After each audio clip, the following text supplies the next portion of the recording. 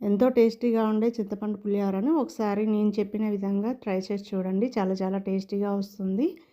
దీని ప్రిపరేషన్ కోసం చింతపండును నానబెట్టుకొని రసం తీసుకొని పక్కన పెట్టుకోవాలి. తర్వాత ఒక మందపాటి గిన్నె తీసుకొని అందులో చింతపండు రసాన్ని యాడ్ చేసుకొని మన టేస్ట్‌కి తగ్గట్టు పచ్చిమిర్చిని యాడ్ చేసుకోవాలి. తర్వాత కొంచెం ఆయిల్, పసుపు, ఉప్పు, మిరియాలు యాడ్ చేసుకొని మూత పెట్టుకొని ఆయిల్ తేలే వరకు ఉడకనివ్వాలి. ఇలా ఆయిల్ తేలిన తర్వాత స్టవ్ ఆఫ్ చేసుకోవాలి. తర్వాత రైస్ వండుకునేటప్పుడు కొంచెం ఆయిల్ యాడ్ చేసుకొని వండుకున్నట్లయితే రైస్ పుల్లు పుల్లుగా వస్తుంది.